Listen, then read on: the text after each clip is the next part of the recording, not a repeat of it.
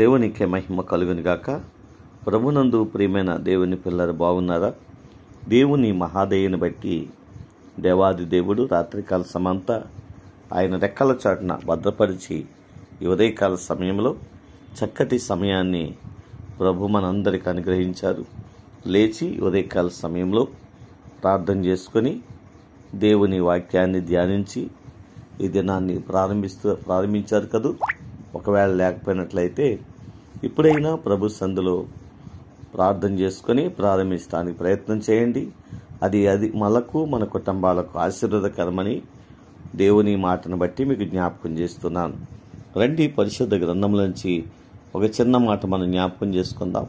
కీర్తన గ్రంథము 130వ అధ్యాయము 6వ వచనం. కావలి వారు ఉదయము కొరకు కనిపెట్టుట కంటే ఎక్కువగా నా ప్రాణము ప్రభువు కొరకు కనిపెట్టుచున్నది. దేవునికి మహిమ కలుగును గాక. ప్రియమైన దేవుని పిల్లారా, కీర్తనకారుడు జ్ఞాపకం చేస్తాడు. కావలి వారు ఉదయము కొరకు కనిపెట్టుట కంటే ఎక్కువగా. కావలివాడు కాపలా కాసేవాడట. ఉదయం ఎప్పుడవుద్దా అని ఎదురు చూస్తూ ఉంటారట. దేవుని యొక్క దాసుడు అంటున్నాడు, కావలి వారు ఉదయం కొరకు కనిపెట్టుట కంటే ఎక్కువగా నా ప్రాణం ప్రభువా నీ కోసం కనిపెడుతుందయ్యా. నిజమే నా ప్రియమైన దేవుని పిల్లరా, మన ప్రాణము ఎవరి కోసం కనిపెట్టాలంటే దేవుని కోసం కనిపెట్టాలి. ఎక్కువగా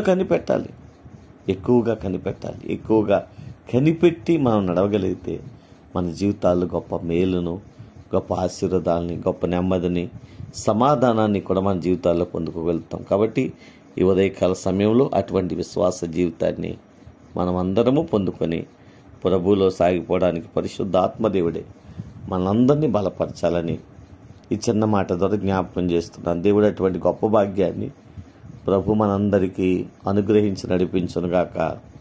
ఆమేన్. కృపా సత్య సంపూర్ణమైన మా తండ్రి, కృపామేడమైన మా దేవానికి వందనాలు, స్తోత్రాలు. ఈ ఉదయకాల సమయంలో మరొకసారి ప్రభా చక్కటి మాటల ద్వారా మీరు మాతో మాట్లాడినందుకు వందనాలు. అవును ప్రభా, మా ప్రాణము నీ కొరకు కనిపెట్టుకొని ఉండుట గొప్ప భాగ్యము. అటువంటి విశ్వాస జీవితాన్ని మాకందరికీ దయచేయండి.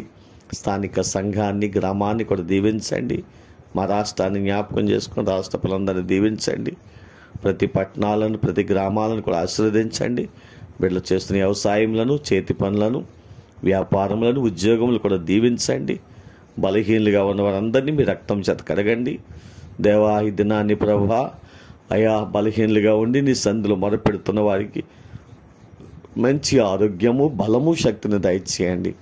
వివాహాల కొరకు ఎదురు చూసిన బిడ్డలకు వివాహాలు సిద్ధపరచండి.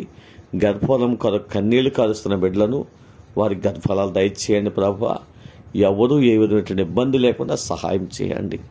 అయా, ఈ దినాన్ని ప్రభువా ఎవరైతే సమస్యలతో కన్నీళ్లు కారుస్తున్నారో వారి సమస్యల్లో నుండి వారిని లేవనెత్తండి. నెమ్మది, క్షేమమును వారికి దయచేయండి. మా దేశాన్ని, ప్రపంచ దేశాన్ని కూడా దీవించండి. మా గ్రామాల నుండి, మా ప్రాంతాల దేశాల్లో, ఆయా రాష్ట్రాల్లో ఉన్నటువంటి బిడ్డలందరి కొరకు అయా నీ సందులో మొరపెడుతున్నాను. మీ సహాయం దయచేయండి.